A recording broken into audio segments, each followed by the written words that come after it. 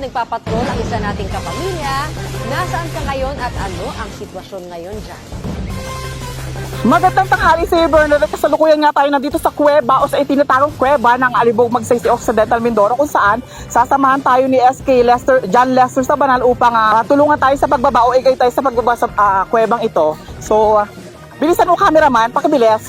So, tayo po ay bababa na. Ang gamit natin dahil pakidala na. So, andito po ang ating guide. Ay, si SK na po ang nagdala ng ating gamit. Nakakaya naman kay SK. Cameraman, pakibilis. So, tayo po ay bababa na kuwebang ito upang masilayan ang ganda. Halika dito, bilisan mo. Upang masilayan ang ganda, papataas po ang aming tinatahak ngayon. At andito na nga po tayo, pababa na po ng kuweba. Oh my God, napakataas po pala ng kuwebang ito. So parang hindi na naman kakayanin ng aking powers na bumaba dito. Nakakaloka, SK, mataas pala. Oh my God. Oh my God, SK. Diyos ko, kikikor. Oh my God, Bernadette, samahan niyo ako. Tayo ay bababa na. Ito pala yung tinatawag nilang kuweba ng Alibog. So aalalayan ako na SK. Char. Uy, pwede naman ako tumalon, SK. Dahil na! Ay! Bernadette, nandito na nga po tayo sa baba ng kuweba. Cameraman, ipakita mo ako dyan. So, paano yung cameraman? Ako na maghahawak ng camera. Go. So, Bernadette, kung napapansin nyo, ang aking katiwalang maya hindi na makababa sa bandang ito dahil napakatarik. Sa feeling ko naman ay hindi napakatarik ito dahil mas matarik pa dyan sa ibaba. So, halika na, bumaba ka na dyan. Huwag nang umarte-arte pa. O, tumalon na. Ang tagal-tagal, o. Hoy, nakakaloka ka. Nakakaya sa mga viewers natin. O, ikat ko muna, ha. So, ayan na, Bernadette, nakikita nyo ating masisilayan ng pagtalon ng isang sirena na gintao upang siya ay makatalo na dito sa kuwebang ito na kanyang pinamamalagian na dati pa. So, tumalong ka na dyan. Ikaw na lang iniintay. Tara na. Baka maglak. O, at baka maglak ang kuwebang ito at hindi pa tayo makalabas. Tara na. So, masasaksihan niyo po ang kanyang pantalon.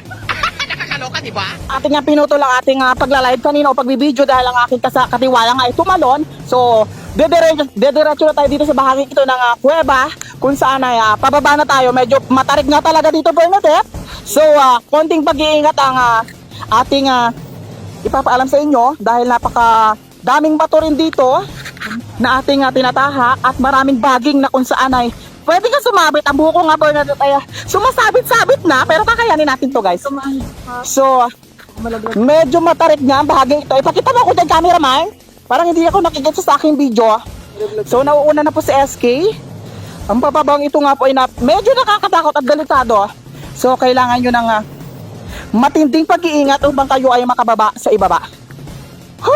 Dito naman sa aking bandang kaliwa, Bernadette, makikita nyo, ipakita mo ang kaliwa. So, diyan, napakatarik din po ng daan pero medyo wala pang tubig sa bahaging iyan. So, Bernadette, habang ako nga ay nagsasalita at nagdadaldal dito ay tayo kinakabahan at dahil napakataas nga po na pala ng itong kuwebang ito, Bernadette. Oh my God, Bernadette. Napakataas nga po pala nito. Cameraman. Hindi ko po inaas. Cameraman, pakifocus nga sa akin, cameraman. So, hindi ko po inaasahan ang pangyayaring ito dahil napakatarik nga. Ako po ay nabibigla sa pangyayaring ito. Hey, Lord, patawarin mo ako. Patawarin mo kami.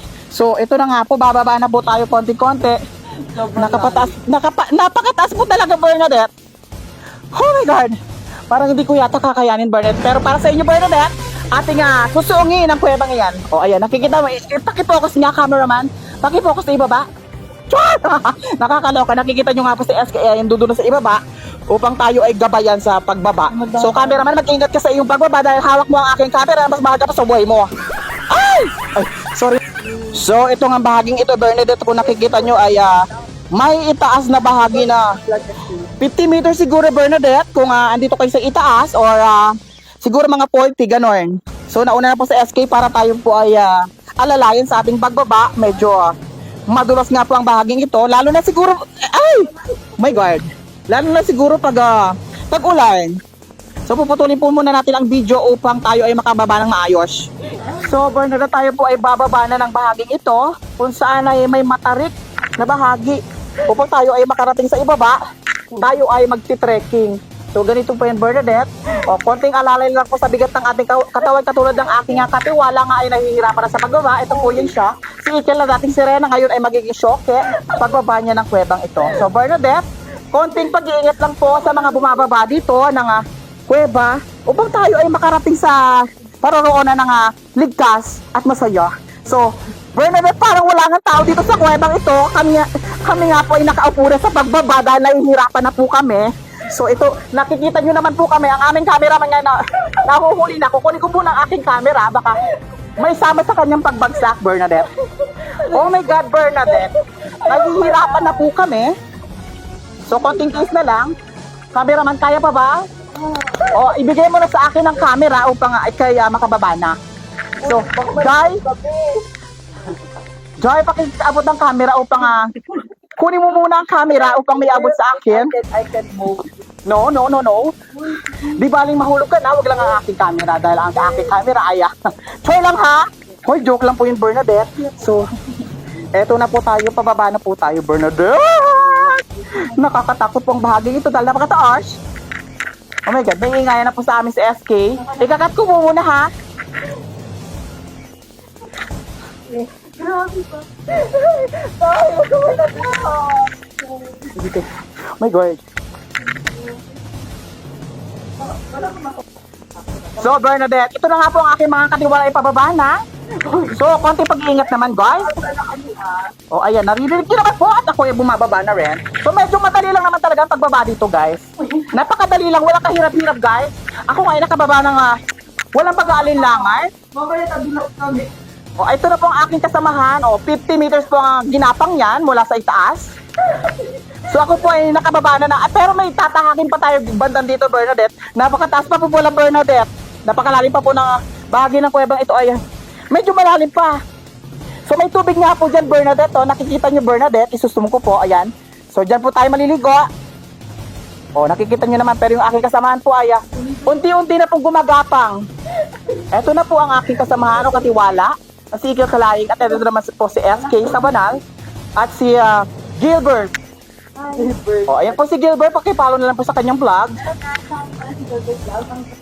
Tapos pagka-follow, i-unfollow na rin po. Char! Baka nakakaloka, di ba?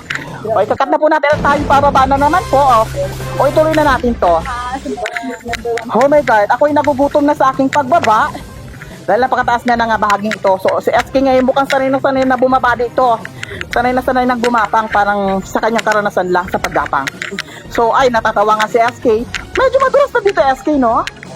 Oh my God.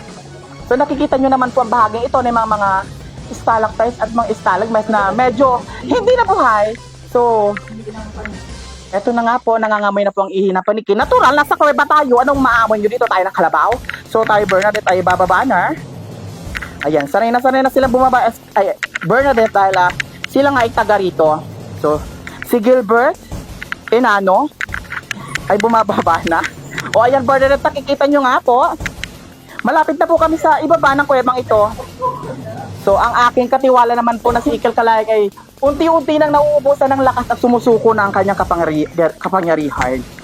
So, naririnig nyo nga po, Bernadette, ang mga huni ng paniki dito na mistulang mga aswang. So, itong bahagi ng kuwebang ito, Bernadette, ay hindi nyo nakikita dahil napakadilim, Bernadette. So, mamaya ay iilawan natin yan, Bernadette, upang masilayan natin ang ganda ng loob ng kuweba. So, Bernadette. So, ayan, Bernadette, kung napapansin nyo ay umuusok-usok na nga ang aming katawan dahil nga ay kami ay nakulangan sa dilig kagabi. Pero itong aking kasamahan, ang aking katiwala naman si Ikil Kalayag ay sulit na sulit ang kanyang dilig dahil may 8 nagdilig sa kanya kagabi. Uy, bakit mo sinasabi yun? Dahil bawal yun. So, Bernadette, nakikita nyo nga po pala sa bandang ito ay may lagoon kung saan ito po kami maliligo sa bandang ito. So, nakikita nyo po. Ay! Tubig na po pala ito, Bernadette. Kaloka. May nakakaloka yun.